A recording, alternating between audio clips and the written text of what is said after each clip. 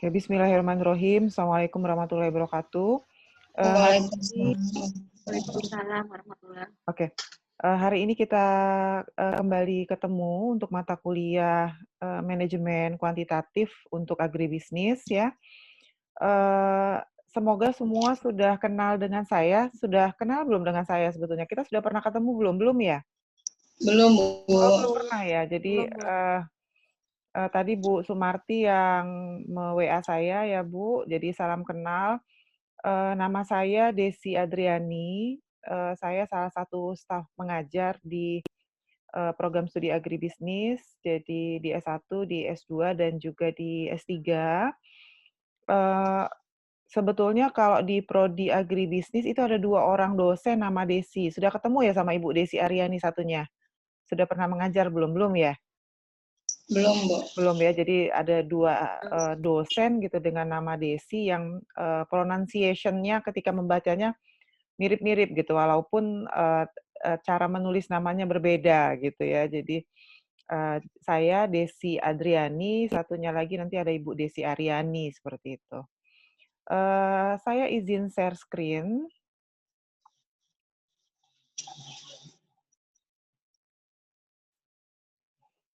Oke, sudah terlihat materi presentasi saya? Udah ya? Oke.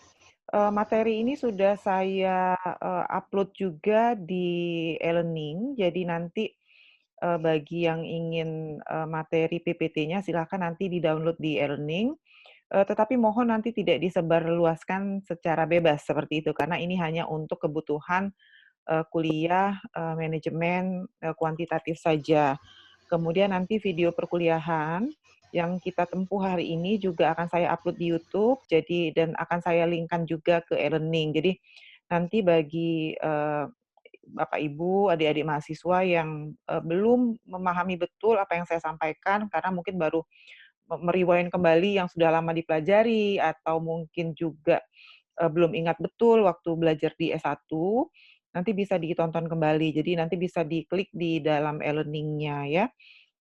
Hari ini materi kita masuk mengenai dasar-dasar statistika. Jadi kalau Pak Mariadi lebih banyak masuk dengan materi mengenai riset operasional, maka saya akan mulai masuk dengan dasar-dasar statistika, terutama nanti saya akan masuk dengan statistika parametrik, lalu nanti Profesor Maaf, Bu, putus. ya, bagaimana Mbak? Kedengeran? Kedengaran, Bu. Oke. Kedengeran, Bu. Ya, jadi kalau Profesor Sriati akan masuk dengan statistika non-parametrik, dan nanti Pak Mirza nanti akan masuk dengan pengantar ekonometrika, seperti itu ya. Jadi saya akan mengawali dengan dasar-dasar statistika. Sebetulnya apa yang saya sampaikan ini sudah pernah dipelajari di S1, karena di S1 ada mata kuliah statistika. Jadi satu semester mahasiswa di tingkat 1 rasanya belajar tentang dasar-dasar statistika. Jadi bagi mahasiswa yang mengambil BKU manajemen agribisnis, halo bisa kedengaran ya suara saya ya? Bisa, Bu. Bagi mahasiswa yang mengambil BKU manajemen agribisnis, maka kuantitatif perhitungannya tidak terlalu banyak. Jadi semua mata kuliah kuantitatifnya itu hanya dirangkum dengan satu mata kuliah manajemen kuantitatif. Berbeda dengan mahasiswa di BKU ekonomi agribisnis yang belajar riset operasional sendiri, kemudian mempelajari ekonometrika sendiri. Nah, kalau di sini dia digabung tetapi hanya dapat pengantar-pengantarnya saja. Ya. Sehingga nanti learning outcome dari apa yang akan saya sampaikan selama mungkin sekitar 4 kali pertemuan itu nanti mahasiswa akan bisa membedakan teknik analisa data statistik parametrik dan statistik non-parametrik. Kemudian non-parametrik akan diperdalam dengan Profesor Sriati, dan tujuan kedua learning outcome dari pembelajaran saya adalah mahasiswa mampu mendemonstrasikan atau menerapkan teknik analisis data dengan menggunakan statistik parametrik. Ya. Kalau ini kelihatan? Kelihatan ya? Oke. Kelihatan, Bu. Ya, oke, baik. Kelihatan, Bu. Ya. Jadi yang akan saya sampaikan adalah statistika. Jadi statistika itu statistik. Nah, jadi asal katanya sebetulnya statistik. Statistik itu artinya data, ya. Jadi data. Data itu biasanya diambil dari sampel. Ya, karena itu statistika itu sebetulnya adalah salah satu alat yang dipakai untuk mendukung riset. Nah, statistika ini biasanya adanya di bab 3 kalau penelitian, ketika kita bicara tentang metode pengolahan data, ya. Jadi, statistika itu adalah kegiatan untuk mengumpulkan data, menyajikan data, analisis data, sampai nanti menginterpretasikan hasil penelitian. Itulah kegunaan statistika. Ya, karena itu sebetulnya statistika ini akan menjadi salah satu alat dalam penelitian. Dan adanya dibahasnya di bab 3 biasanya kalau di proposal atau di tesis. Nah, yang perlu kita pahami kalau ketika belajar statistika, statistika itu terbagi menjadi 2 bagian besar. Jadi ada 2 bagian besar statistika. Yang pertama adalah statistika deskriptif, ya. Yang kedua adalah statistika inferensia. Yang kedua adalah statistika inferensia. Oke, apa bedanya? Jadi biasanya sebelum kita masuk ke statistika inferensia, kita akan terlebih dahulu mempelajari tentang statistika deskriptif. Ya, apa itu statistika deskriptif? Statistika deskriptif itu berkenaan dengan pengumpulan, pengolahan, dan penyajian sebagian atau seluruh data tanpa mengambil kesimpulan. Nah, ini tadi intinya deskriptif itu. Di dalam statistika deskriptif itu tidak ada pengambilan kesimpulan.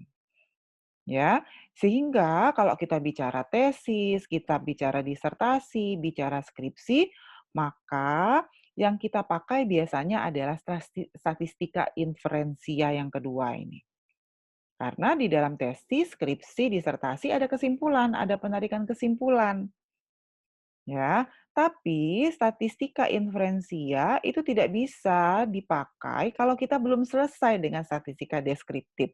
Jadi harus selesai dulu dengan statistika deskriptif, sudah dihitung statistika deskriptifnya, baru bisa masuk ke statistika inferensia. Ya, jadi saya sampaikan kembali, statistika deskriptif itu tidak ada pengambilan kesimpulan di dalamnya, tetapi statistika inferensia itu adalah statistik yang berkaitan dengan pengambilan kesimpulan.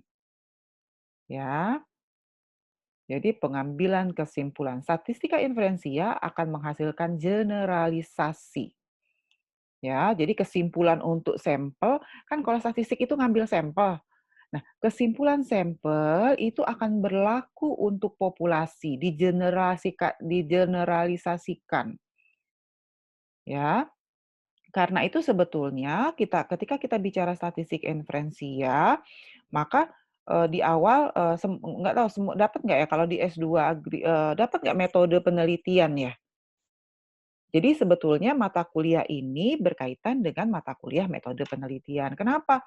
Karena kalau metode penelitiannya betul, cara ngambilnya betul, maka statistik tinggal analisis data saja, artinya nanti kesimpulannya bisa berlaku untuk populasi, seperti itu. Tetapi nanti kalau misalnya ternyata kita salah ngambil sampel, kemudian metode penelitiannya salah dan sebagainya, maka tentu saja kesimpulan yang akan diambil dalam statistikanya itu akan menjadi salah. Ya, jadi tapi di dalam mata kuliah ini saya sudah tidak lagi bicara tentang metode penelitian, tidak bicara tentang metode penelitiannya. Jadi kita hanya fokus pada materi tentang statistiknya. Jadi saya ulangi, statistik ada 2, ada statistik inferensia yang berkaitan dengan yang tidak berkaitan dengan penarikan kesimpulan, dan yang kedua mohon maaf saya ulang, statistik yang pertama adalah statistik deskriptif yang tidak berkaitan dengan pengambilan kesimpulan, dan yang kedua adalah statistik inferensia yang berkaitan dengan pengambilan kesimpulan. Nanti kita akan bahas satu persatu lebih dalam di belakangnya. Nah, tadi saya sampaikan, kita nggak bisa bicara statistika kalau dia tidak melalui sebuah metode penelitian. Karena kan statistik ini adalah bagian dari metode penelitian. Kalau kita bicara riset, statistik itu ada di bab 3 kok. bagian bab 3 di bagian pengolahan data, 3D biasanya seperti itu. Nah, jadi statistika itu artinya apa? Ketika kita bicara penelitian, maka kita bicara metode ilmiah. Apa itu metode ilmiah? Metode ilmiah adalah salah satu cara, sebentar ada yang masuk kayaknya. Mohon izin Bu, Ali Antoni belum diterima Bu. Ya, sudah admit barusan. Oke. Metode ilmiah adalah salah satu cara untuk mencari kebenaran yang bila ditinjau dari segi penerapannya, resiko untuk kelirunya paling kecil. Jadi, riset yang akan kita lakukan, yang akan disusun ketika nanti di semester 3 dan 4, itu berkaitan dengan metode ilmiah. Alat analisisnya, alat statistik, satu lagi yang perlu dipahami. Statistika hanya salah satu alat analisis ya. Jadi kita jangan terlalu berpaku dengan statistika. Jadi banyak sekali alat penelitian dan statistika itu hanya salah satu alat analisis saja. Ya, jadi Pak Maryadi sudah masuk dengan Pak Maryadi sudah masuk dengan riset operasional. Riset operasional itu salah satu alat analisis. Statistika parametrik juga salah satu alat analisis. Kemudian non-parametrik juga salah satu alat analisis. Nanti Pak Mirja masuk ekonometrika juga sama. Ada nggak yang lain yang di luar 4 ini ada? Nanti bisa pakai analisis kelayakan usaha gitu ya. Dan kalau analisis kelayakan usaha nanti dapat semua rasanya. Nanti bisa pakai analisis kelayakan usaha, itu juga salah satu alat analisis. Jadi, penelitian itu sebetulnya tidak harus menggunakan statistika. Statistika hanya salah satu alat analisis. Penelitian mau pakai alat analisis apa? Dari yang sekian banyak yang saya sebutin tadi, tergantung persoalan penelitian yang mau diselesaikan itu apa. Ya, gitu ya. Jadi, mau menggunakan alat analisis yang mana itu tergantung pada persoalan penelitian yang mau diselesaikan itu apa, ya. Lalu apa itu langkah-langkah dalam metode penelitian ketika kita mau penelitian? Langkah pertama adalah merumuskan masalah. Merumuskan masalah yang pertama, melihat fenomena gitu ya, penting itu. Kemudian yang kedua melakukan studi literatur, kalau ini bab 2 biasanya kerangka pemikiran kalau kita menyebutnya. Lalu yang ketiga membuat dugaan, dugaan itu adalah hipotesa, jawaban sementara atas persoalan yang muncul. Yang keempat mengumpulkan, mengolah, menguji hipotesis, dan menjawab pertanyaan. Nah, disinilah peran statistika tadi. Disinilah peran statistika, terakhir baru membuat kesimpulan. Jadi, disinilah peran statistika. Yang lain dipelajari di metode penelitian. Melakukan studi literatur, bagaimana caranya? Tergantung pada persoalan. Kalau risetnya mau melihat ada tidak sih perubahan perilaku konsumen terhadap produk pangan selama masa COVID, maka literaturnya terkait dengan ekonomi mikro, kan gitu ya. Artinya nanti ketika menyusun tesis, itu akan ada banyak sekali kaitan antara satu teori dengan teori yang lain. Nah, jadi di sini peran statistika, mulai nanti kita menyusun instrumen. Instrumen itu artinya menentukan variabel, ngambil sampel, sifat data, variabelnya apa, dan menentukan metode analisis.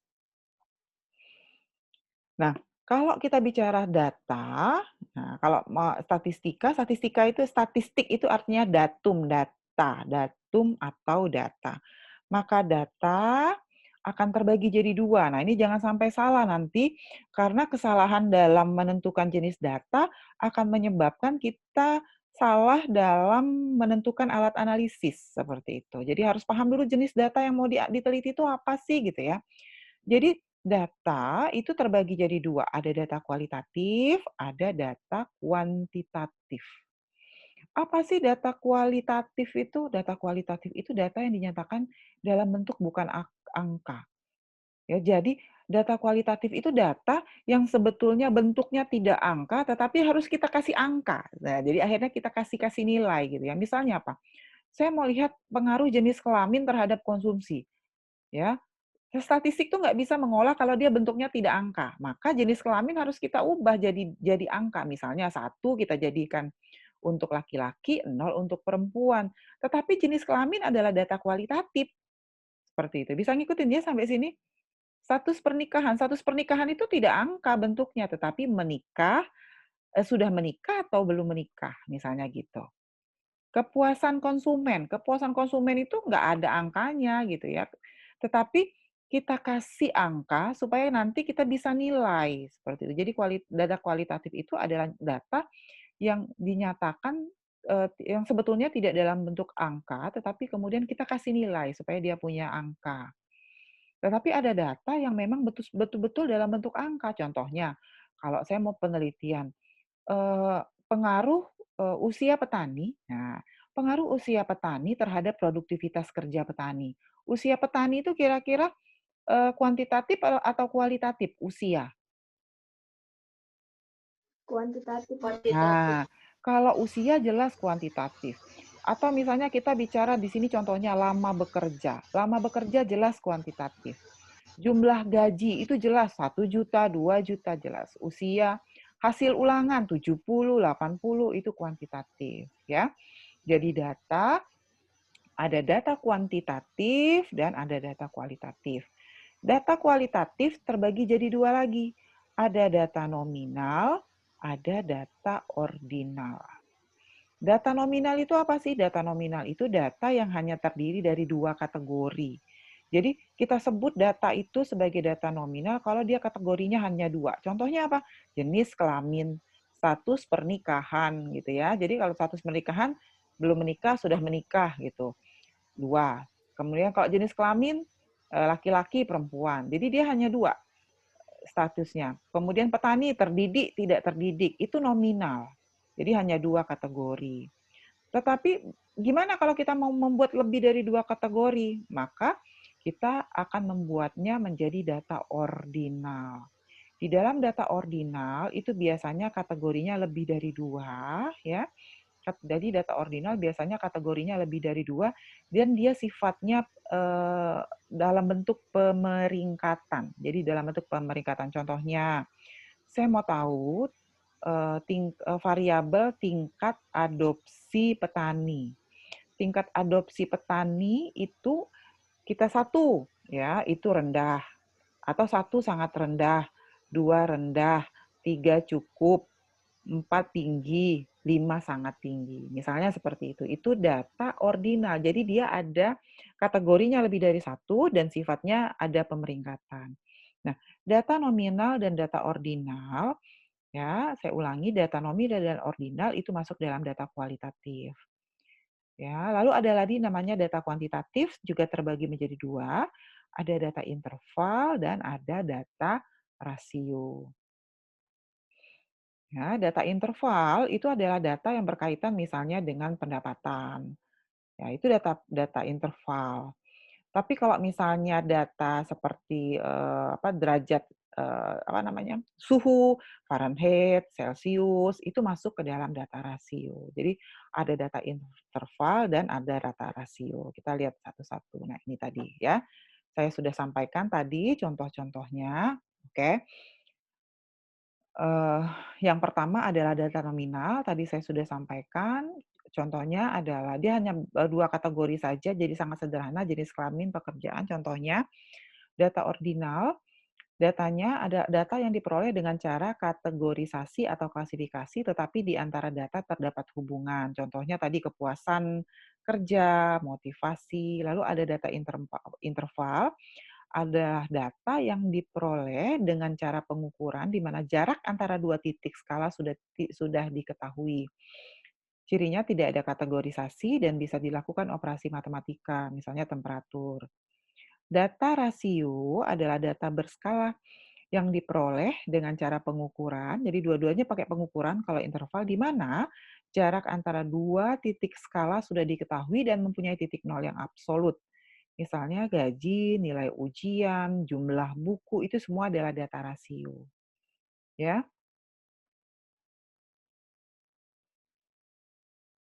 Oke, kemudian terkait dengan pengolahan data, maka ada istilah parameter, kemudian ada istilah variabel. Apa bedanya? Parameter berdasarkan parameter yang ada di statistika, maka dibagi menjadi statistik parametrik dan statistik non parametrik. Ya. Apa bedanya? Statistik parametrik itu biasanya dipakai, ini lihat, ini kuncinya. Biasanya dipakai untuk data interval dan rasio atau data-data yang sifatnya kuantitatif. Jadi statistik parametrik itu dipakai untuk data kuantitatif. Ya. Tapi kalau statistik non parametrik itu dipakai untuk data kualitatif. Data mana? Nominal dan ordinal. Ya, jadi saya ulangi, yang pertama, data parametrik biasanya dipakai untuk data kuantitatif, tapi statistik non parametrik dipakai untuk data kualitatif, ya. Itu syarat yang pertama. Yang kedua, syarat statistik parametrik, yang ini, yang ujung ini. Datanya terdistribusi normal. Jadi, syarat menggunakan statistik parametrik, yang pertama adalah datanya adalah data kuantitatif, yang kedua datanya terdistribusi normal. Ya.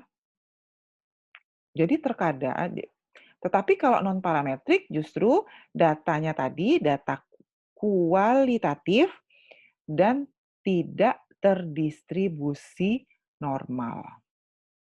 Jadi yang pertama, syarat menggunakan statistik parametrik, datanya kuantitatif dan terdistribusi normal. Yang kedua, kalau non-parametrik, datanya kualitatif dan data tidak terdistribusi normal. Saya ikutin sampai sini. Bisa, Bu. Oke, Bisa, nah Bu. sekarang saya tanya, kalau penelitiannya menggunakan data kuantitatif. Jadi sebuah penelitian menggunakan data kuantitatif, ya. Tetapi ketika diuji normalitas, ternyata dia tidak terdistribusi normal. Jadi datanya kuantitatif, tapi tidak terdistribusi normal. Pakai statistik parametrik atau statistik non-parametrik? Saya ulang, jika kasusnya datanya kuantitatif, tapi tidak terdistribusi normal, pakai apa? Statistik non parametrik, Bu. Ya, betul, Mbak Devi ya, betul Mbak ya. Jadi kalau nanti data penelitian kita kuantitatif ya, awalnya kita mematok menggunakan statistik parametrik, tapi ketika pulang dari lapangan terus ngolah data, ternyata hasil pengolahan datanya tidak menyebar normal. Maka kita tidak bisa menggunakan statistik parametrik, terpaksa diganti menggunakan statistik non parametrik. Ya. Berdasarkan jumlah variabel, ada yang univariat, ada yang bivariat, ada yang multivariat. Univariat itu apa? Univariat itu berarti penelitian kita hanya menggunakan satu sampel. Jadi kalau penelitian kita menggunakan satu sampel, jika penelitian kita hanya menggunakan satu variabel, maka namanya univariat. Kalau penelitian kita menggunakan dua variabel, maka berarti bivariat. Kalau penelitiannya dua atau lebih pengukuran untuk n sampel, di mana analisis antar variabel dilakukan bersamaan, maka namanya multivariat. Bisa ikutin sampai sini? Ya, jadi nanti saya akan mengajarkan statistik parametrik yang univariat dan multivariat. Ya, Bu Sriati juga sama, univariat, multivariat. Saya parametrik, univariat, bivariat, seperti itu. Bu Sriati akan masuk non-parametrik, univariat, bivariat. Pak Mirza akan masuk dengan analisis multivariat. Jadi ekonometrika itu adalah analisis multivariat, karena nanti kita bisa bicara lebih dari 3 variabel, bisa 10 nanti variabel analisisnya. Ya, itu nanti dengan Pak Mirza yang multivariat. Nah, jadi ini tadi, mulai bagaimana sih kita menentukan dia statistik parametrik atau statistik non-parametrik? Nah, maka tentukan dulu jenis datanya. Pakai data apa sih? Tadi saya sudah sampaikan, pakai data interval atau rasio, maka masuk ke statistik parametrik. Kalau penelitian kita tadi ternyata pakai pakai data nominal ordinal, maka kita masuk ke non-parametrik, ya. Tapi nanti harus uji normalitas dulu. Kalau ternyata kita sudah memutuskan parametrik, uji normalitasnya tidak menyebar normal, maka balik lagi ke sini, ke non-parametrik jika tidak normal. Ya, setelahnya baru kita lihat jumlah variabel, mau uni atau 2 atau lebih, seperti itu. Saya akan lebih banyak mengajarkan filsafat-filsafatnya, karena sebetulnya pengolahan-pengolahan statistika itu sudah bisa kita lakukan dengan menggunakan software. Tetapi pemahaman-pemahaman dari bagaimana teori statistika itu berjalan menurut saya lebih penting gitu, karena ngolah data itu sekarang sudah bisa sudah banyak sekali software yang bisa kita pakai ya. Nanti di ujung ada.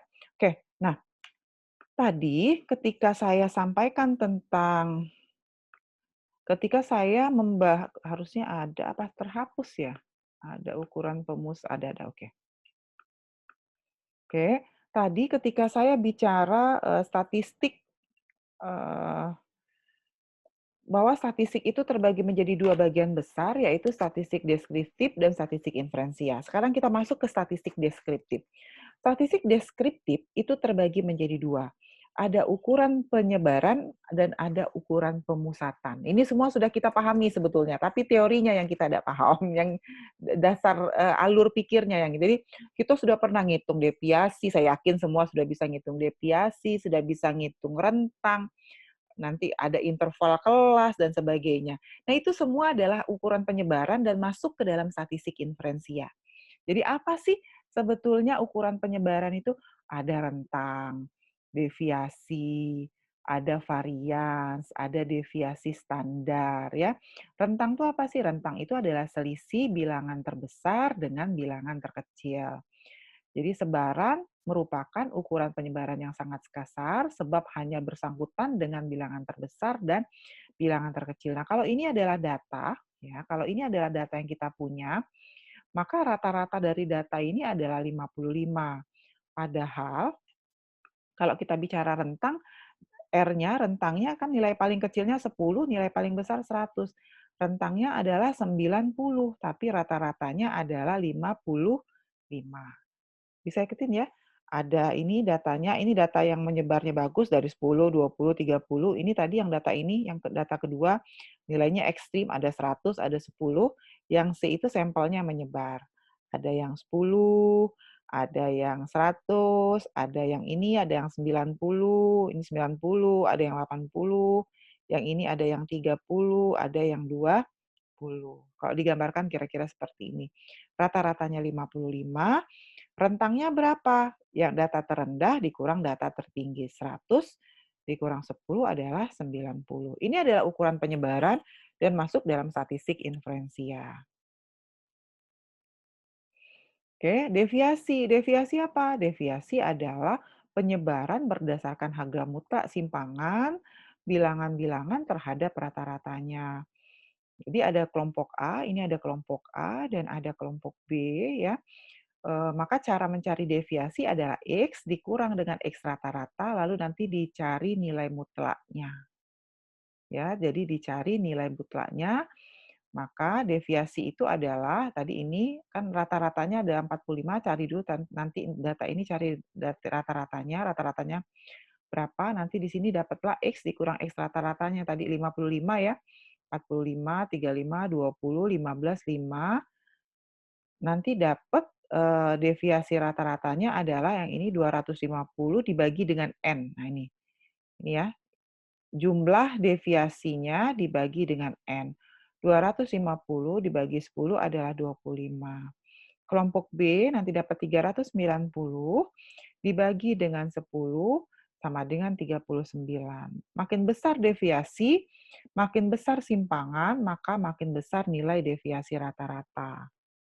Jadi deviasi itu adalah simpangan data kita. Yang ketiga ada varians dan deviasi standar. Varians itu adalah penyebaran berdasarkan jumlah kuadrat simpangan bilangan terhadap rata-ratanya, melihat ketidakseimbangan sekelompok data. Kalau deviasi itu adalah akar dari varians. Jadi ini rumusnya sama, tapi kalau yang S ini adalah akar dari variansnya. Kalau ini adalah S kuadrat, kalau ini adalah akarnya. Cara mencarinya sama, setelah kita dapat X, nilai X dikurang dengan nilai X rata-rata, maka nilainya kita kuadratkan. Ya, setelah kita kuadratkan dapat 8250, 8250 dibagi dengan 9. Karena kenapa dibagi 9? Kalau yang tadi kan dibagi 10. Karena rumusnya ini adalah N dikurang 1. Makanya dia dapatnya 30,28. Kemudian nanti di sini kita dapatnya 41,97 untuk kelompok data yang kedua. Maka data kelompok B itu lebih tersebar daripada data kelompok A, karena simpangannya lebih besar, 41,97. Oke, kemudian statistik deskriptif selain mempunyai ukuran penyebaran, juga punya ukuran pemusatan. Ini juga sudah dibahas. Sudah sering ya ngitung rata-rata jumlah dibagi dengan N. Jumlah dibagi dengan N. Bisa ikutin sampai sini? Bisa ya? Jadi kalau rata-rata sampel, nanti kalau kita penelitian yang kita hitung adalah rata-rata sampel. Makanya X-nya adalah X bar, dikasih bar. Ini mohon maaf, ini harusnya ada bar ya di atasnya. Ini harusnya ada bar. Kalau mu yang ini adalah rata-rata populasi, notasi untuk rata-rata populasi. Kalau menghitung rata-rata sampel, dia N-nya N kecil kalau N sampel. Tapi kalau menghitung rata-rata populasi, N-nya adalah N besar. Tapi rumusnya sama, jumlah dibagi dengan jumlah total data dibagi dengan ukuran populasinya atau ukuran sampelnya. Median apa? Median adalah nilai yang letaknya berada di tengah, di mana data tersebut sudah diurutkan dari yang terkecil sampai yang terbesar. Jadi median itu data, tadi kan kita punya data ini ya, nah nih, 287, 795, kita cari rata-ratanya, ini rumusnya. Kalau median apa? Median itu dua data ini kita urutkan dulu dari kecil paling sampai ke besar. Data yang pertama, paling kecilnya 287, paling besarnya 42. Data yang kedua, paling kecil 25, paling besar 7.000. Nah, kita lihat. Paling kecil 28, paling besar 42. Yang ini paling kecil 15, paling besar 75. Sudah diurutkan. Setelah diurutkan, cari data yang paling tengah. Oh, ini nih. Data yang tengahnya. Ya, 2.687. Kalau laba bersihnya 180. Itulah median. Jadi median itu adalah nilai tengah data setelah data diurutkan dari yang terkecil sampai yang terbesar. Itu median. Jadi ada di ukuran pemusatan, saya ulang, ada di dalam ukuran pemusatan, ada rata-rata, ada median, dan terakhir ada modus. Apa itu modus? Masih ingat nggak modus? Bukan modus istilah anak sekarang ya. Apa modus? Yang paling sering Nah, keluar. nilai yang paling sering muncul. Nanti kita tinggal lihat aja berapa sih nilai yang paling sering modus. Yang paling sering muncul, bukan yang paling sering modus. Jadi modus dalam statistika beda dengan modus istilah anak-anak muda zaman sekarang. Jadi ada istilah modus itu dia paling sering muncul. Tapi mungkin juga ada kaitannya gitu ya. Modus mungkin karena dia anaknya terlalu hiperaktif karena punya kepentingan, makanya dibilang modus kan gitu ya. Oke. Nah, ini tadi, sehingga setelah kita mempelajari tadi, statistika itu kan terbagi jadi dua, saya sampaikan kembali, statistik deskriptif dan statistik inferensia. Ya, statistik inferensia terbagi jadi dua, ada parametrik, ada non-parametrik. Tetapi satu yang perlu, ini seolah-olah terputus ya. Sebetulnya statistik inferensia ini tidak bisa dihitung kalau kita tidak ada nyelesai kedua statistik deskriptif. Jadi statistik inferensia itu memerlukan perhitungan dari statistik deskriptif. Jadi mestinya di sini ada garis putus-putus ke kanan seperti itu. Ya, nggak bisa kita menghitung statistik inferensia tanpa menggunakan data-data hasil dari perhitungan statistik deskriptif, kira-kira seperti itu. Sampai sini apa ada yang mau ditanyakan sebelum saya lanjutkan? Silahkan. Ada? Lanjut? Boleh? Halo Bu, ya Bu. Oke, silahkan. Oke. Saya lanjutkan. Tadi kita sudah selesai dengan statistik deskriptif, ya. Sekarang kita mau masuk ke statistik inferensia. Ketika kita masuk ke statistik inferensia, kita sebetulnya tidak bisa langsung masuk, oh ini pasti parametrik gitu ya. Oh ini pasti sebetulnya dilihat dari jenis data saja kita bisa langsung putuskan, oh kalau parametrik kan kuantitatif ya gitu ya. Artinya bisa pakai parametrik. Oh kalau data aku datanya kualitatif, oh berarti pakai non parametrik. Tapi tadi kan ada syarat kedua dari statistik parametrik, selain kuantitatif, datanya juga harus menyebar normal, baru bisa pakai statistik parametrik. Maka, sebelum kita memutuskan menggunakan parametrik atau non-parametrik, maka kita lakukan dulu uji normalitas, supaya nanti kita betul-betul yakin bahwa data kita itu menyebar normal. Nah, ini adalah kurva distribusi normal. Jadi kurva data kita itu distribusi normal itu bila kurvanya berbentuk bel. Jadi kurvanya itu seimbang, simetris terhadap sumbu yang melalui nilai rata-ratanya. Jadi kalau ini adalah nilai rata-rata, ya, dia ada dua istilah. Kalau nanti baca-baca buku, baca hasil pengolahan data SPSS atau IFUS, dia adalah istilah kurtosis dan ada istilah sweetness. Kurtosis itu keruncingan yang di atasnya ini, sweetness itu adalah kemiringan, ya. Maka dia harus simetris baik dari sisi keruncingannya pada saat dia keruncingan di atas maupun pada saat dia kemiringan, baik kanan maupun kiri. Ya, bagaimana kita tahu kalau data kita menyebar normal atau tidak? Maka itu kita harus lakukan pengujian. Biasanya ada dua uji yang dipakai, salah satu saja, tidak usah dua-duanya. Yang pertama adalah uji Lily-Force namanya, dan yang kedua adalah Kolmogorov. Ini Smirnov, saya salah tulis. Uji Lily-Force dan Kolmogorov-Smirnov. Ya, Kolmogorov-Smirnov ini kita pakai SPSS bisa. Kalau Lily-Force bisa pakai IFUS, tetapi juga bisa dihitung manual. Oke, setelah kita pahami apa itu normalitas, maka kita masuk ke hipotesa. Hipotesa itu adalah dalam penelitian, terutama penelitian yang berkaitan dengan statistika, maka kita mau tidak mau, suka tidak suka harus punya hipotesa. Nah, ya. Jadi, kalau alat analisis penelitian kita adalah statistika, maka penelitiannya biasanya pakai hipotesa. Bisa ikutin sampai sini? Tapi, tidak semua penelitian mesti pakai hipotesa. Paham nggak kira-kira? Kalau penelitiannya nanti, misalnya menghitung biaya, menghitung keuntungan dari usaha agroindustri minyak goreng. Nah, kalau hanya menghitung keuntungan, maka tidak punya hipotesa tidak apa-apa penelitiannya. Jadi penelitian tidak harus pakai hipotesa, tidak harus. Jadi tidak harus melakukan pengujian hipotesa, tapi kalau nanti alat statistika penelitian kita kalau nanti penelitian kita menggunakan statistika, maka wajib ada hipotesa dalam penelitian kita. Kenapa? Karena statistika itu mensyaratkan ada penarikan kesimpulan. Penarikan kesimpulan statistika baru bisa diambil kalau ada hipotesa. Tapi tidak semua penelitian memerlukan hipotesa. Ya, tidak semua penelitian melakukan hipotesa. Jadi jangan dipaksa nanti penelitiannya supaya pakai hipotesa gitu. Kalau memang tidak memerlukan seperti tadi, menghitung keuntungan, ya bagaimana mau menghipotesakannya gitu. Karena kita tidak tahu kan keuntungannya berapa. Oke. Hipotesa penelitian, kalau kita menyusun artikel ilmiah, menulis tesis, itu hipotesanya biasanya ada dua jenis.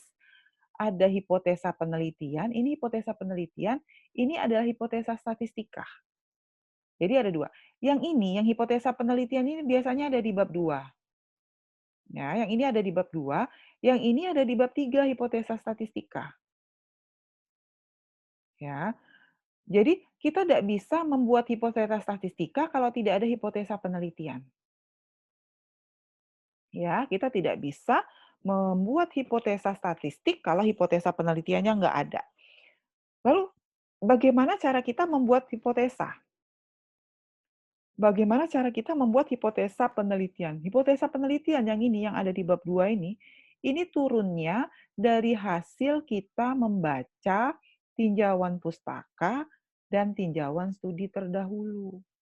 Jadi ini bukan tiba-tiba turun dari langit. Jadi kita bisa merumuskan hipotesa penelitian yang ada di bab 2 itu setelah ada tinjauan pustaka, ada tinjauan studi terdahulu. Jadi artinya apa? Bab 2 dalam penelitian tinjauan pustaka itu bukan sekedar mindah ke dari jurnal ke dalam tesis kita, bukan sekedar mindah ke dari tesis kawan kita ke tesis kita, bukan. Tapi ada manfaatnya. Manfaatnya adalah untuk membantu merumuskan hipotesa. Ya, jadi kadang-kadang mahasiswa nggak paham manfaat bab 2 itu. Sehingga isi bab 2-nya itu kemana-mana gitu. Padahal isi bab 2 itu adalah berguna untuk menjawab permasalahan yang ada di bab 1. Maka setelah dari hasil membaca tinjauan studi terdahulu, setelah membaca membaca jurnal, oh kita bisa bikin hipotesa. Siswa yang belajar bahasa lebih serius daripada siswa yang belajar IPS itu tidak terarah, tidak jelas kan ini? Maksudnya apa? Nah ini, ada perbedaan keseriusan siswa antara yang belajar bahasa dengan yang belajar IPS. Kira-kira gitu. Siswa yang belajar bahasa tidak menunjukkan kelebihan keseriusan daripada yang belajar IPS. Kalau yang ini tidak terdapat perbedaan keseriusan antara siswa yang belajar bahasa dan belajar IPS. Nanti akan kita pelajari lagi detail merumuskan hipotesa nol dan hipotesa statistikanya. Ya, jadi hipotesa penelitian yang ada di bab 2 itu nggak turun dari langit, langsung blek turun begitu saja, tapi ada dasarnya setelah kita selesai membaca. Ya. Oke, sekarang kita masuk dengan statistika parametrik dan non-parametrik. Statistika parametrik digunakan untuk menguji populasi melalui statistik. Statistik itu artinya data, data itu dari sampel, atau menguji ukuran populasi melalui data sampel. Pengertian parameter populasi adalah data yang diperoleh dengan mencatat semua elemen yang menjadi objek penelitian dan merupakan nilai yang sebenarnya, sedangkan statistika adalah data yang diperoleh dari sampel dan merupakan nilai perkiraan. Ya, parameter populasi adalah ini ada mu, ada simpangan baku, ada varian, sedangkan statistik rata-ratanya berbeda. Kalau statistika, kalau di dalam statistika rata-rata itu ininya adalah X bar atau X rata-rata, makanya disebut X bar, simpangan bakunya S dan variannya S kuadrat. Tetapi kalau populasi dia adalah tau dan tau kuadrat. Uji hipotesa statistika adalah pengujian parameter melalui statistik atau dengan data sampel. Oke, sedangkan statistik non-parametrik tidak menguji populasi, tetapi menguji distribusi sampelnya. Penggunaan statistik parametrik dan non-parametrik tergantung pada asumsi dan jenis data yang dianalisis. Tadi saya sudah banyak sekali menjelaskan terkait kapan kita menggunakan statistik parametrik dan kapan kita menggunakan statistik non-parametrik ya. Jadi intinya adalah statistik parametrik mensyaratkan data kuantitatif dan menyebar normal. Tetapi statistik non-parametrik itu digunakan untuk data kualitatif dan juga data yang tidak menyebar normal. Ini juga sudah saya sampaikan, syarat statistik parametrik adalah suatu tes yang modelnya menetapkan adanya syarat-syarat tertentu. Tadi syaratnya sudah saya sampaikan, jadi saya lewati ya. Ini juga sudah. Ini juga sudah saya sampaikan sambil mengajar tadi, sambil lewat ya. Nah, agar dapat melakukan uji parametrik terhadap data sebaran contoh atau populasi yang tidak diketahui, maka kita harus melakukan uji kenormalan. Nah, ini yang penting, uji normal untuk memutuskan apakah kita menggunakan statistik parametrik atau statistik non-parametrik.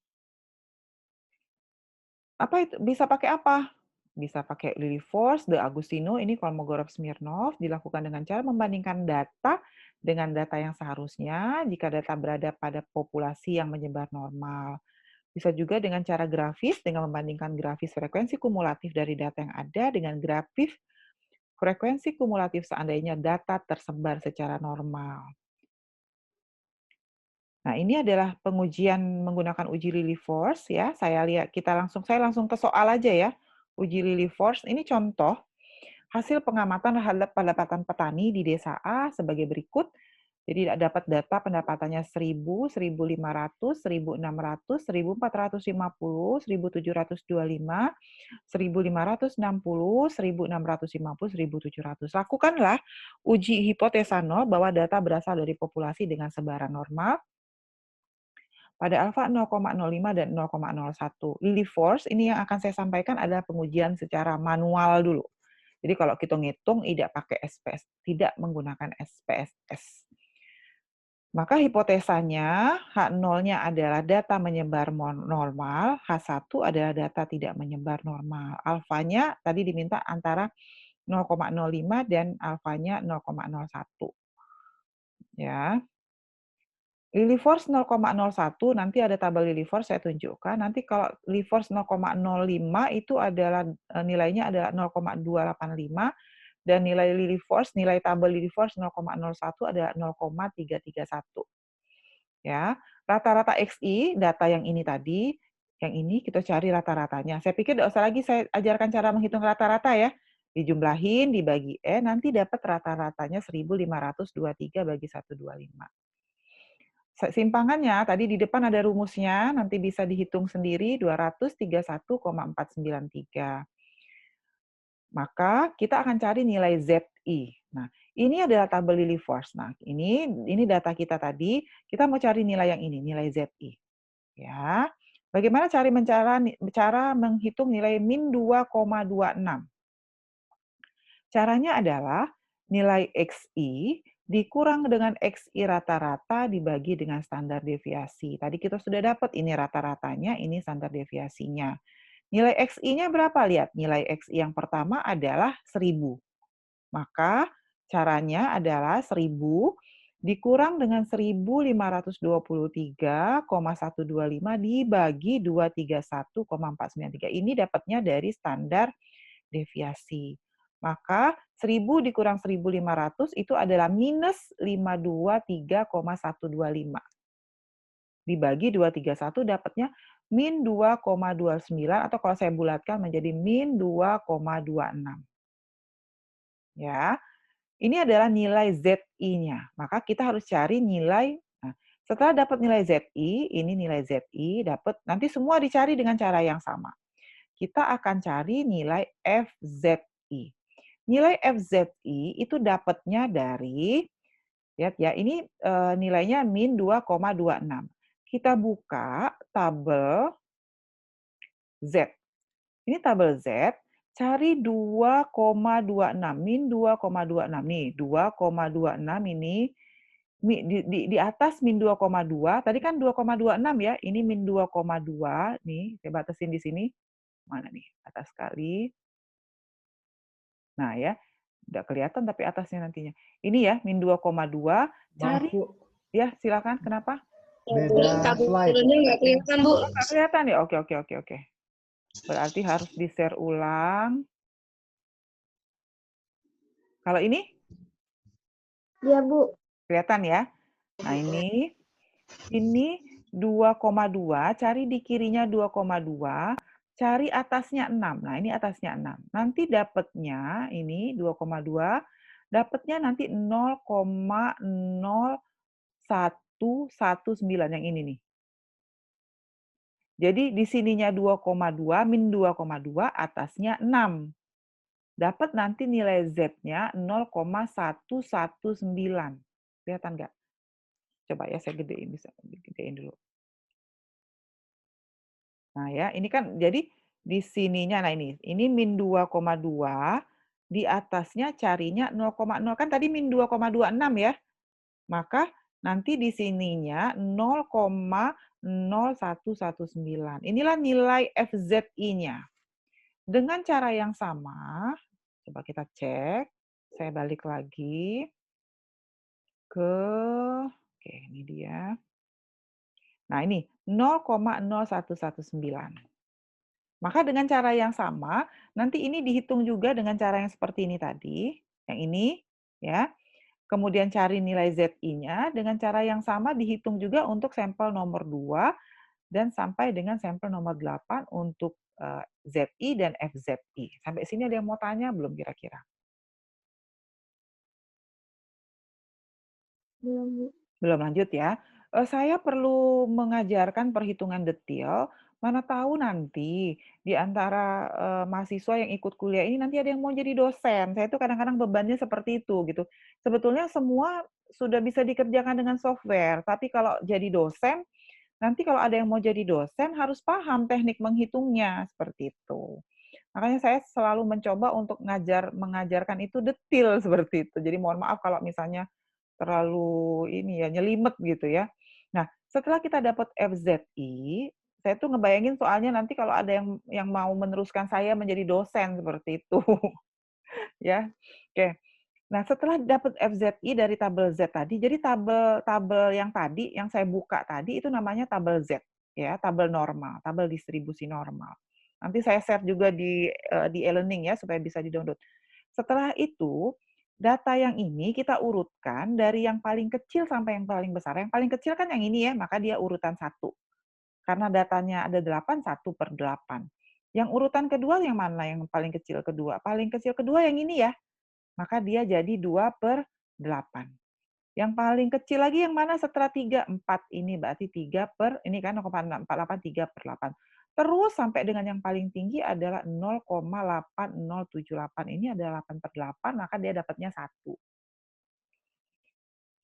Sampai sini bisa ngikutin? Bisa ya? Nah, setelah selesai kita menghitung SZI-nya, kita kurangkan antara FZI dikurang dengan SZI. Jadi nilai FZI dikurang dengan SZI 0,0119 ini dikurangkan dengan 0,125.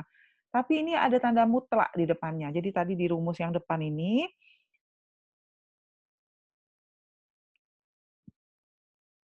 mana nih? Nah ini maksimum L-nya nih ada tanda mutlak. Ya, jadi di sini kan sebetulnya hasilnya minus ya kalau kita mau lihat, tapi di sini saya nggak bisa bikin ininya apa garisnya. Ini harusnya tanda mutlak. Ini kan harusnya 0,01 dikurang 0,125 harusnya minus ya di sini ya nggak? Tetapi karena dia mutlak maka nilai nolnya hilang semua. Bisa ikutin sampai sini?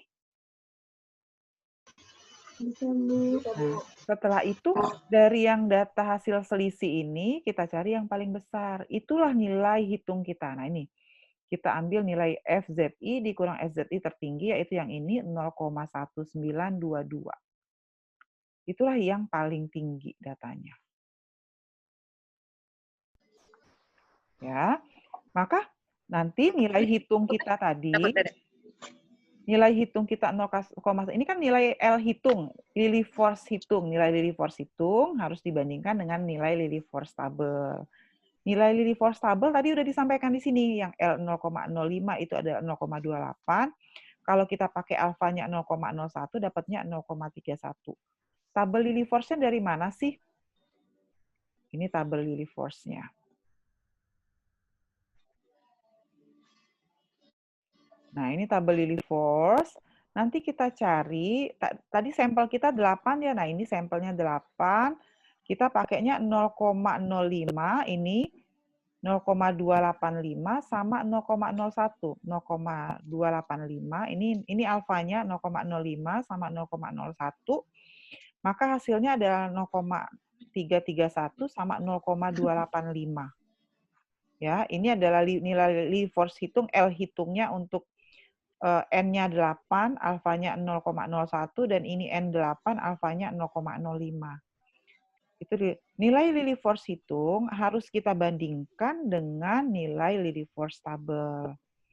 Nah, nilai Lillie Force hitung kita tadi berapa? Ini 0,192.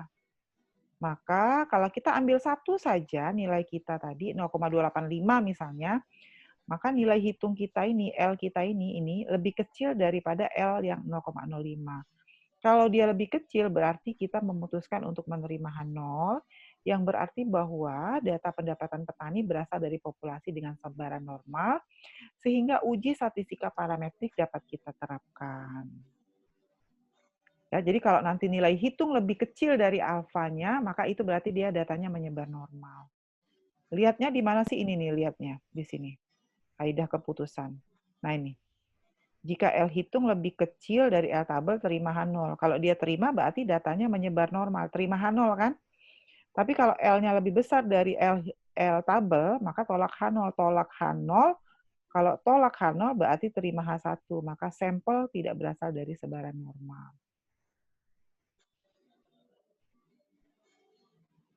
Jadi kalau misalnya nanti kita uji selanjutnya, ada uji T, ada uji F, kita maunya tolak H0 sebetulnya. Tapi kalau uji Lilliefors ini berbeda. Kalau uji Lilliefors justru kita maunya terima H0. Karena kalau dia terima H0 berarti datanya menyebar normal. Seperti itu. Bukannya tolak H0. Nah ini yang kedua, tadi yang di depan saya bilang salah tulis tadi uji yang kedua itu namanya uji Kolmogorov-Smirnov. Ya, uji Kolmogorov-Smirnov ini akan saya sampaikan dengan menggunakan SPSS.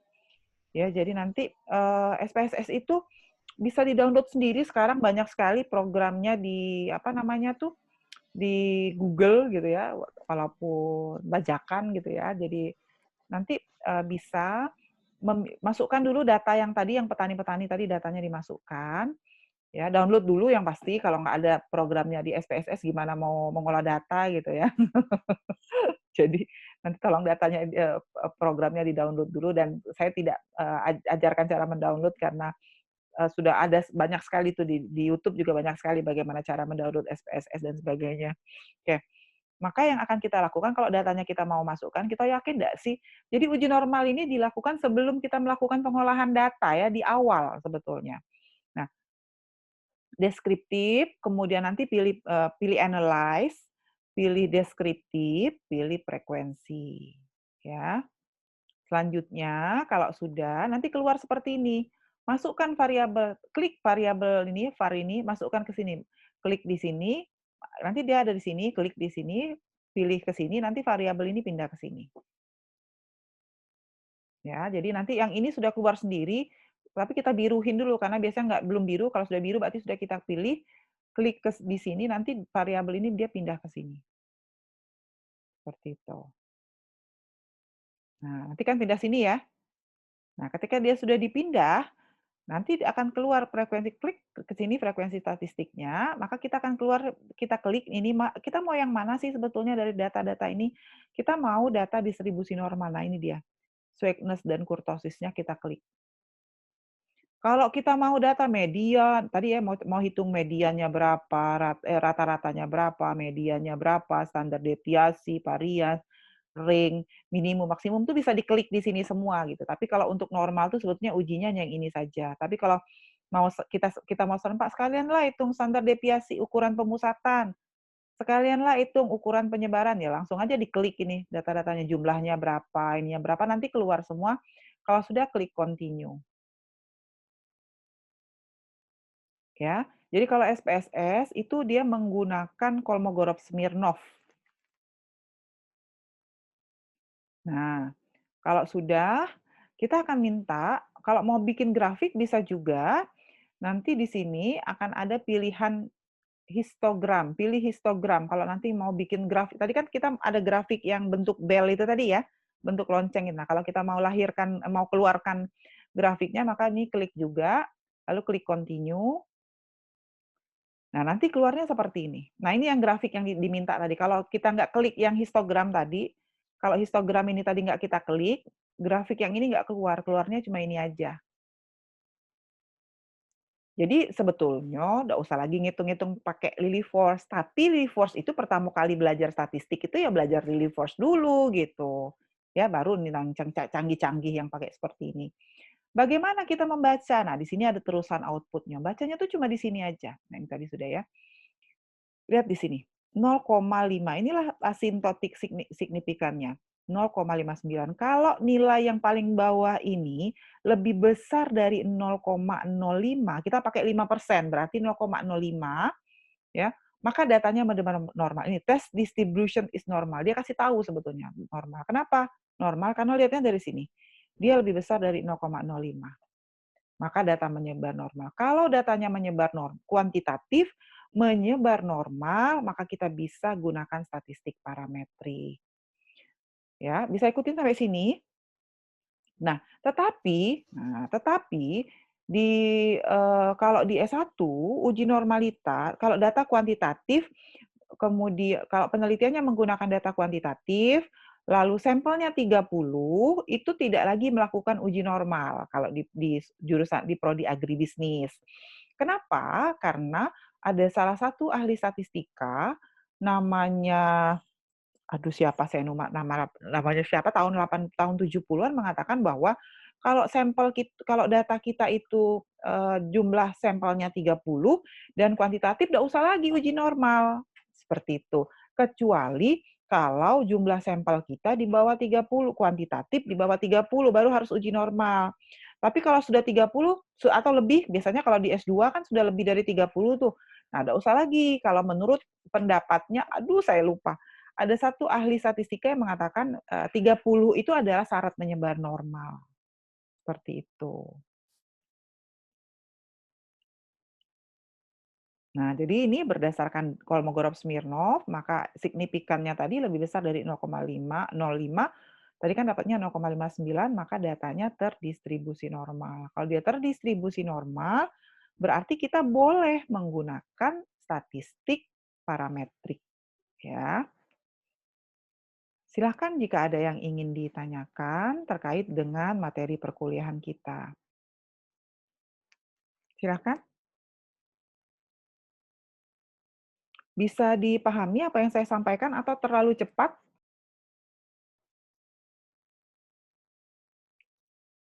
Bisa, Bu. Ya, jadi saya sangat memahami bahwa belajar statistik itu tidak bisa satu kali belajar terus langsung bisa gitu. Saya juga bukan orang yang ketika belajar itu sekali dosen ngajar langsung bisa, itu bukan saya gitu, bukan tipe saya gitu. Sehingga saya adalah tipe orang yang juga belajar itu juga harus berkali-kali seperti itu. Jadi harus mengulang dan mengulang gitu. Tetapi karena itu, jadi jika ada yang masih belum paham, saya sangat menyadari ya paling tidak kita sudah masuk ke dalam proses berpikir. Nanti coba dipelajari kembali karena kita kan sebetulnya hanya merewind pelajaran statistika yang sudah pernah dipelajari ketika di S1 seperti itu ya. Jadi video perkuliahan kita hari ini juga akan saya tayangkan di e-learning, jadi nanti bisa ditonton kembali ya jika ada yang mahasiswa yang belum memahami apa yang saya sampaikan. Silakan jika ada yang ingin ditanyakan.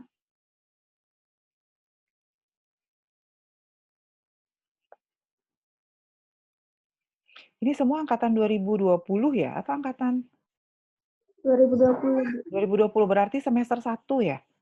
Iya. Iya, Ada jadi yang kita semester 2 juga. Ada semester 2, Bu. yang masuk semester genap ya, berarti yang semester 2 ya?